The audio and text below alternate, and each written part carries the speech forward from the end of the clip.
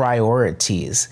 How do we prioritize our lives best to utilize the time that we have wisely?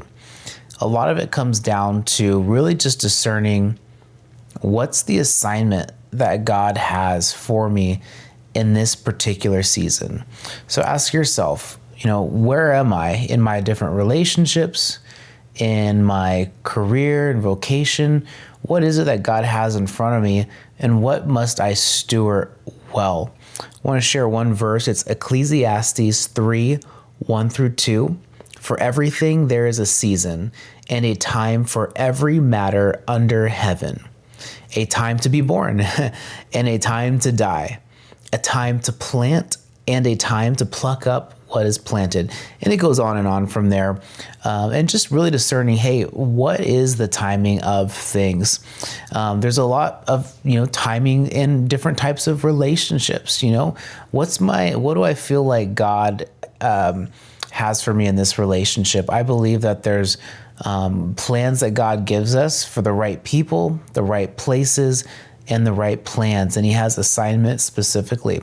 I believe, God calls us to be within a church body, and he assigns us to be at a particular one location where we are committed to that. We are stewarding that season well. I think a lot of times the temptation is to bounce around from community to community, church to church, and never really get grounded.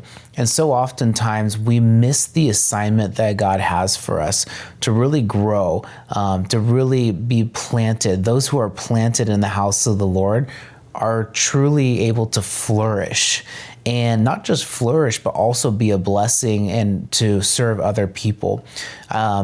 Understanding our assignments is a certain level of maturity with the Lord to really say, or really ask ourselves, God, where do you have me? And it's not just so I can fully flourish myself in this consumer mentality of, hey, what's in it for me? What can I get? But it's really like, who can I serve? Who can I love? Who are the people I'm called to? What are the plans I'm called to? What are the places I'm called to? Like places like, hey, the place that I work, the place that, I go to church, the people, is it your spouse, your children, your friends, the different plans. It's like, are you supposed to go start the business? Are you supposed to start the YouTube channel? Are you supposed to remain and stay at the job that you're at? Are you supposed to get a different job? It's all just having that maturity of saying, Lord, how can I bring you most glory? What gifts and talents and people and resources and situations have you arranged for me today? I think the temptation, especially for someone like me, is to be futuristic and be so, thinking far ahead that I forget to just remain planted in where I am. It's like, God, where do you have me right now? Right now, at my job, I'm going to show up every day and give my very best, because that's where God's assigned me to. And I'm not going to be thinking about what's next career-wise, because I've got a job to do today. It's great to, pray for the future, dream of what's next, but we always want to be aware of the current assignment that we have and to not lose focus on what do I have today, because tomorrow's not promised. And we don't know what the world's going to look like tomorrow. We don't know when, God he gives and he takes away. The job that I have today, the people that I have, in my life, those things change from different season to season. So we want to make good use of the circumstances that God's put in our lives currently. I want to talk about something. It's really paying the price of obedience to being faithful in the season at hand. God really values faithfulness, staying planted, staying faithful, serving when no one's looking, not looking for the applause of man, but the applause of heaven, for really fulfilling the assignment that God has for us here on earth. I want to share a verse. It's 1 Corinthians 4:2, which says, "Moreover, it is required of stewards that they be found faithful." To steward well, we need to be faithful. We can't just bounce from, aimlessly from, just relationship to relationship, so to speak, or job to job, just always just looking for, hey, what's in it for me? It's like, hey, if God has me someplace or with certain people, let me be faithful and steward the time, the people, and the resources well. Next, 1 Corinthians 7:17, it says, only let each person lead the life that the Lord has assigned to him and to which God has called him. This is my rule in all the churches. Again, only let each person lead the life that the Lord has assigned to him. What is the life that God has assigned to you? If you're a CPA, you don't need to be worrying about being president of the United States. It's like, be the CPA. If it's just, what does God have for me? Who are my parents? Well, let me steward my parents well. Who's my spouse? Let me steward my spouse well. Who are my kids? Let me really steward what God has for me. The gifts, the talents, the resources, everything. That's what I'm called to do. I'm not called to something that God didn't really want for me. Another verse that's really helpful is Proverbs 4:25 through 27. It says, let your eyes look directly forward and your gaze be straight before you. Ponder the path of your feet. Then all your ways will be sure. Do not swerve to the right or to the left. Turn your foot away from evil. It's just keeping the eye on the prize. Hey, whatever it is that I'm doing, I'm going to move towards holiness. Oftentimes a good litmus test is, hey, am I going in the right direction? Is this causing me to become more holy? The Bible says to be holy like God is holy. And so we always want to make sure that we're glorifying God in all that we do. When we glorify God, it makes us less selfish, and it allows us to be a blessing to others and to fulfill the kingdom work that God has for us.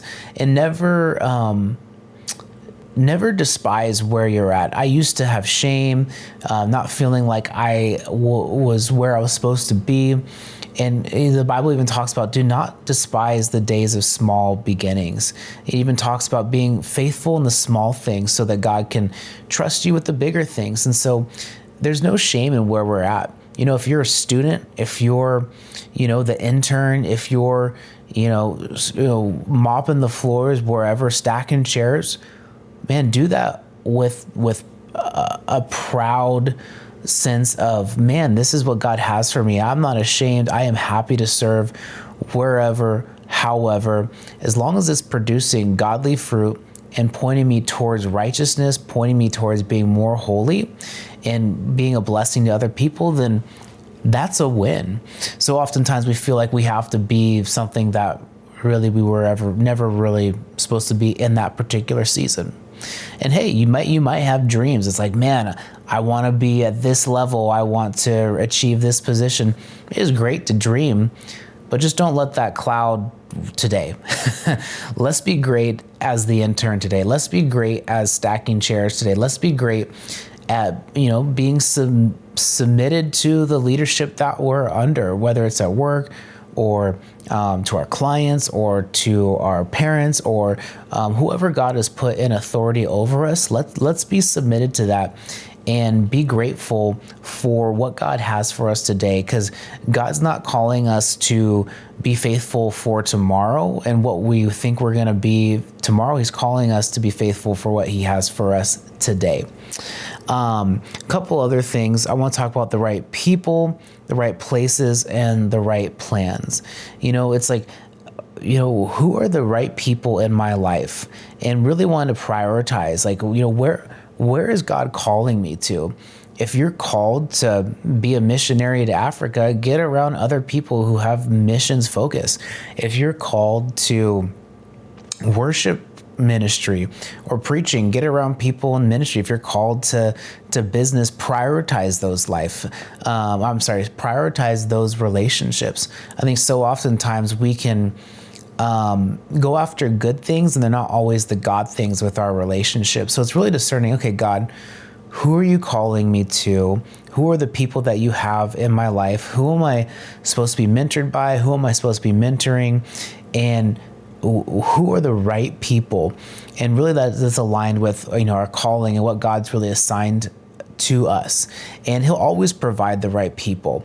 If he wants us to serve or to be under a certain person or be friends, he's going to provide those relationships. And then it's our choice to go out and seek those right relationships and prioritize the right relationships over, good relationships at times. Is we only have a limited amount of time. Jesus had a limited amount of bandwidth, and he prioritized certain relationships over others. He could have spent his time hanging out with so-and-so and so-and-so, but he was very strategic in who he spent his time with, because he was on an assignment from heaven to fulfill a specific purpose. And just like Jesus, we want to be like him. And who is God calling us to prioritize in our life? Places, I talked about this a little bit, but where has God called me to work today? Where is God called me to be planted in a church today? And I'm going to prioritize those type of places. Where am I supposed to live?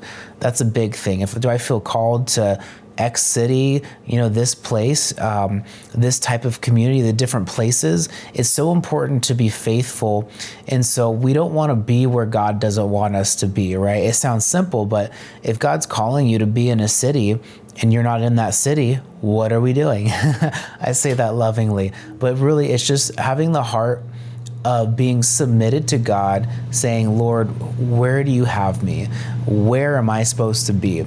Next, plans. What are the plans that I'm supposed to be prioritizing? I don't want to get some game plan and start executing it, and it really wasn't the plan God had for me. It could even be a great plan, but is it the best plan? And I only have a certain amount of bandwidth to implement a certain amount of plans in my life, so I might as well just prioritize the plans that I feel God really has for me. And so always be cognizant of who are the right people, the right places, and the right plans that God has for you. You will not be disappointed when you're in alignment with those three things. There will be a peace that surpasses all understanding. And sometimes it might get difficult, but when you know within your spirit, like I'm bound in my spirit to this place, I might be bound in my spirit to a certain to serve a certain people group, I feel like in the spirit I'm bound to like this particular plan that God has for me. Push through, be faithful. Do not grow weary in doing good, for in due time you will reap a harvest, and there will be a peace that surpasses all understanding. Next, here's a good question. What will bear the most fruit to my assignment?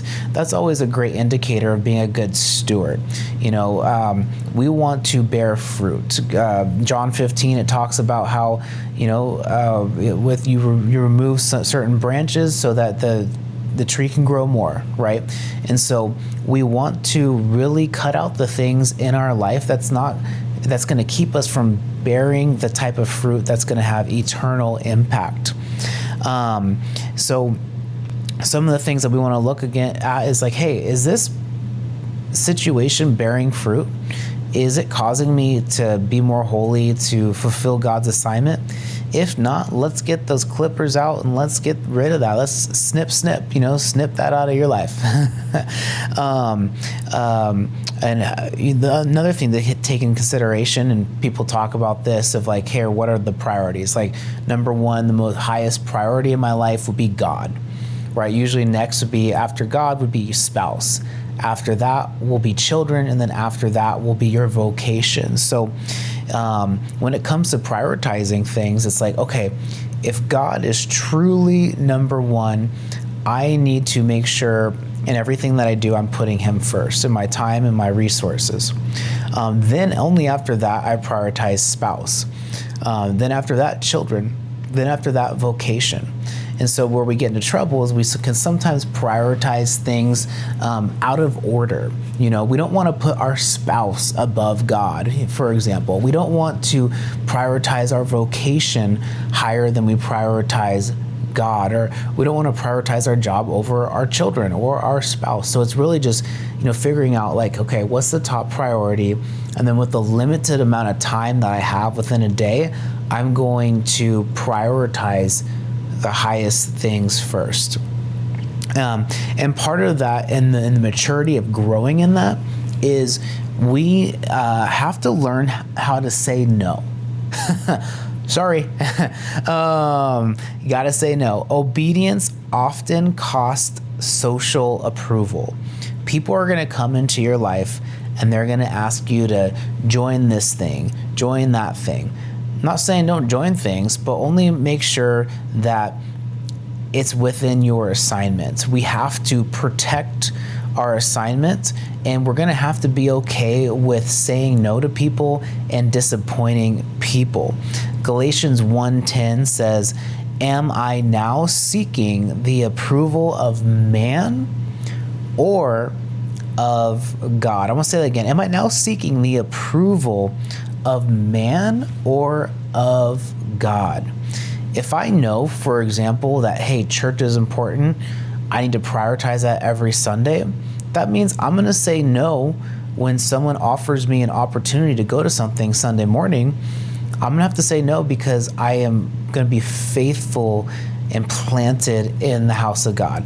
If a relationship is really important, I can always find time outside of church. So I'm not going to skip out on that, relatively speaking. There's always nuances to all this, by the way. But yeah, it's hey, my top priority is my spouse or my fiance.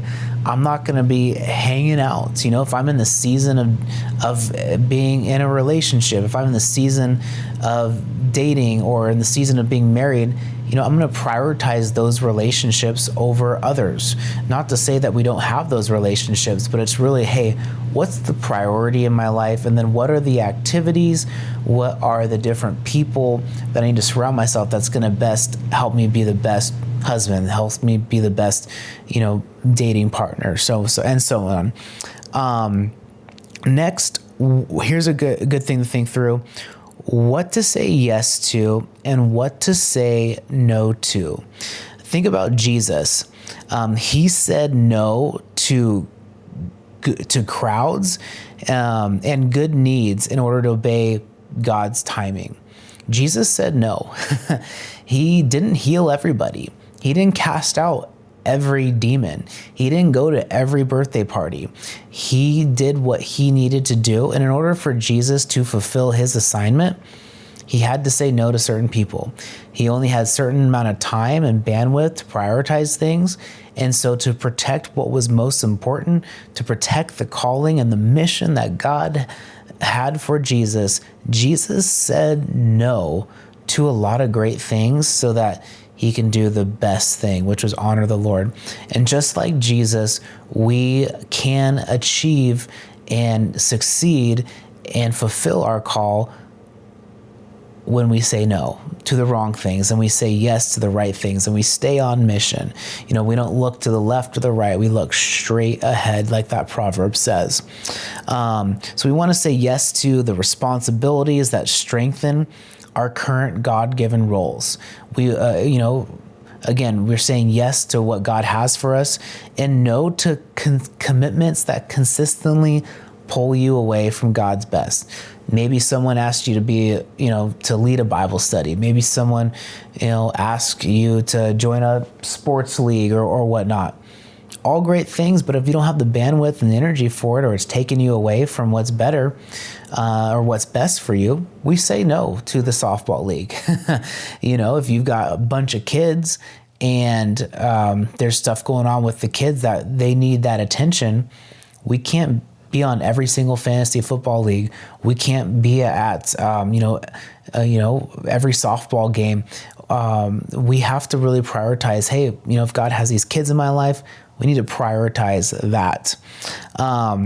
One last thing I want to leave with is a good thing can be disobedience if it neglects our higher responsibility. let's just let that sink in for a second. A good thing, doing a good thing that's not the best thing, can be a disobedience, and it's not really pursuing being a faithful steward of the time that God's given us. So I hope that helps. If you enjoyed this message, please subscribe to the channel for more, and tune in for next time. Thank you so much.